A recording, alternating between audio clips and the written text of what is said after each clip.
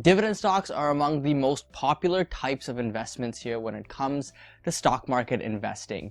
One of the big reasons being because dividend stocks provide you the option for cash flow, which is perfect for those looking for an additional stream of income, or if you're looking to build out different streams of income for eventually down the line when you do plan to retire. But what adds to dividend stocks makes them even more interesting is that they also give you the opportunity to enjoy capital appreciation over that period of time when you're still earning that dividend income. But now a step up from a regular dividend stock is a stock that is classified as a dividend aristocrat. But what is a dividend aristocrat? By simple definition, if a company has been paying and raising their dividend annually and consecutively for 25 plus years, they are classified as a dividend aristocrat. And this is no small feat, guys, as only 57 companies in America are part of this exclusive club. Some of the big names you may recognize in this 57 companies include 3M, Coca-Cola, Johnson & Johnson, and Procter & Gamble. And there are other companies out there that have been paying a dividend for more than 25 years. However, they're not part of the dividend aristocrat list because they have not been paying a consecutive growing dividend in the last 25 consecutive years. A good example of this is General Mills, who had the dividend aristocrat title until recently, but they did not raise their dividend recently and thus lost their status. Now they'll need to start over again, and maybe in 25 years will be part of this exclusive club once again. And what's interesting is that dividend aristocrats also tend to perform better than other stocks, with a study here showing that recently they return on average 19.1% to investors, where other stocks return 15.3%. And really the point I'm trying to drill home with you guys right now is that it's extremely difficult for a company to earn this title of dividend aristocrat. And once they earn it, it's even more difficult to maintain this status. So really a company that is classified as a dividend aristocrat, you know it's a high quality, high class business. So naturally, this has caught a lot of investors' attention over the years. And a lot of ETF firms out there have gone out and created a fund that's directly related to dividend aristocrats, meaning that these ETFs' main goal is to focus on dividend aristocrats and provide investors an option to invest in these dividend aristocrats. So today I'm going to go through 3 of these different options with you guys. I'm going to give you kind of the rundown of each of them, how they're different from each other, and then at the end we're going to compare them all side by side to figure out which one of these 3 is the best investment for you. Now you may be thinking, well, this doesn't really make sense. If they're all dividend aristocrat ETFs, shouldn't they just hold the same stocks, and doesn't that mean they'll all perform the same? Well, what's interesting is that yes, they do hold a lot of similar stocks. Some of them are pretty much the exact same with the whole 57 stocks that are dividend aristocrats. However, where they differ is their weightings, because, you know, they can put a lot more money into company A versus the other ETF who puts more money into company B.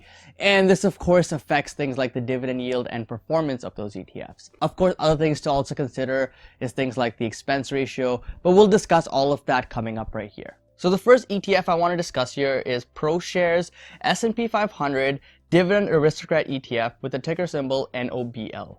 This ETF holds all 57 of these aristocrats and provides a 2.31% dividend yield as well. The drawback here is that the expense ratio is 0.35%, which is a bit on the higher end for me, as personally I like to look at ETFs that have less than a 0.05% fee. But to each their own, and if you're comparing this to mutual funds, it's still miles ahead. Now, as of the most recent data, here are the top 10 holdings for this ETF. AbbVie, you can see, tops the list here, and we can see some other well-known brands in the mix as well, including Colgate and Cardinal Health. This results in the following breakdown for the ETF by sector. You can see industrials and consumer staples top the list here with over 20% holdings of each. And you'll also notice that tech stocks make up only 1.56% of this portfolio, and that is because there aren't many tech stocks that are part of the Dividend Aristocrat list. So overall, NOBL here does look like a pretty good choice for a Dividend Aristocrat ETF. It provides you some good exposure to incredible companies here that have been growing their dividends for a minimum of 25 consecutive years. And what I also like is that it has very little tech exposure, so it gives a lot of us out here, especially in the YouTube community, who are very tech heavy, a chance to really diversify ourselves into other sectors in the market. The expense ratio is of course something you're going to have to come to terms with, as you'll see with the other two picks as well.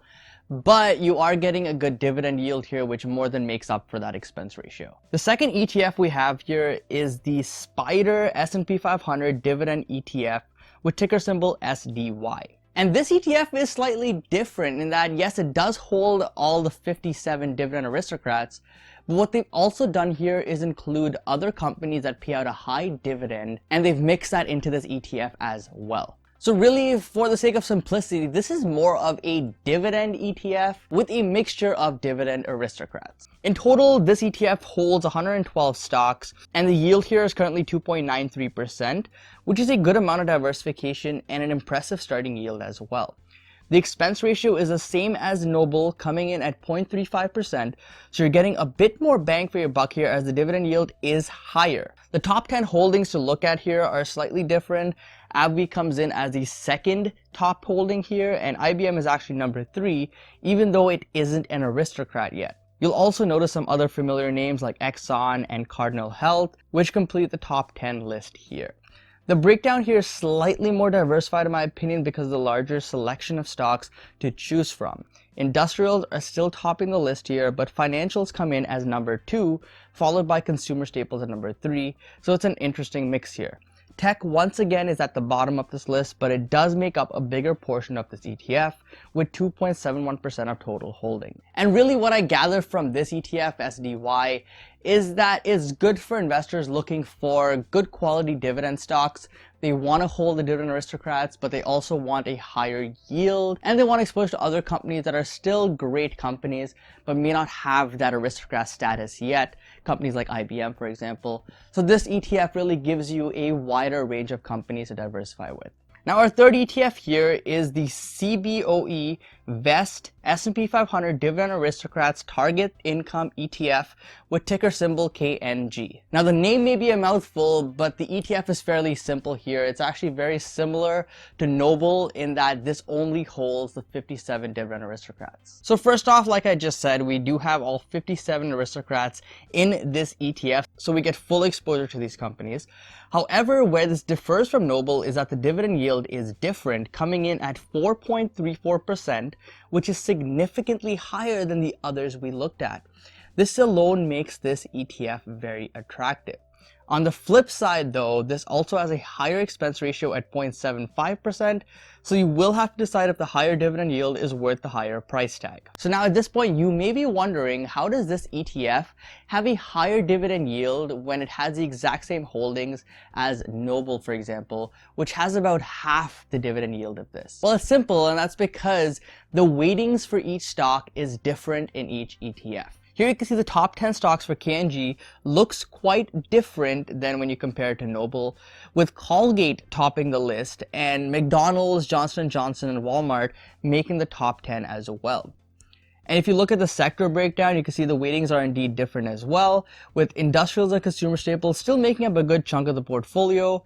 And once again, tech is only 1.7%, with REITs also at the bottom of the list at 1.7% as well. So really, when you look at their holdings, you can understand why one has a better starting yield than the other. And over time, it may be a wash. However, most investors are going to look at the starting yield and make a decision based on that. So based on that metric, a 4% plus starting yield is quite attractive. Now, in summary, if we compare the three of these ETFs, we can see here that KNG is the clear winner when it comes to dividend yield, but it also has the highest expense ratio. NOBL and SDY have the same expense ratio at 0.35. However, SDY yields a higher dividend. The last key difference that I want to make note of here is the price per share for each of these ETFs, which could be a deciding factor for some, especially if you don't have access to fractional shares. SDY is the most expensive here, quotation marks, because we need about $108 to pick up just one share of this ETF.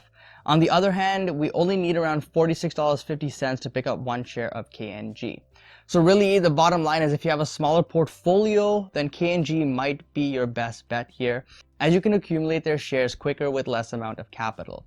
On the other hand, if you have a larger portfolio with a lot more capital to work with, then the price per share doesn't matter all that much, and you can pick whichever ETF you feel will best fit in with your portfolio. And really now I've presented you guys with the facts. So I want to hear from you in the comment section below. Which of these three ETFs do you believe is the best Dividend Aristocrat ETF for 2020? They each have their pros and cons, and over the long term they may all perform more or less the same to each other. But I still want to hear your thought process behind why you would pick one over the other. Guys, once again, if you enjoyed this video, the best thing you can do is drop a like down below, share it with a friend, and subscribe as well for more videos like this. Thank you so much for watching. Hope you enjoyed this video. Don't forget to invest positively, and I'll see you in the next one. Peace.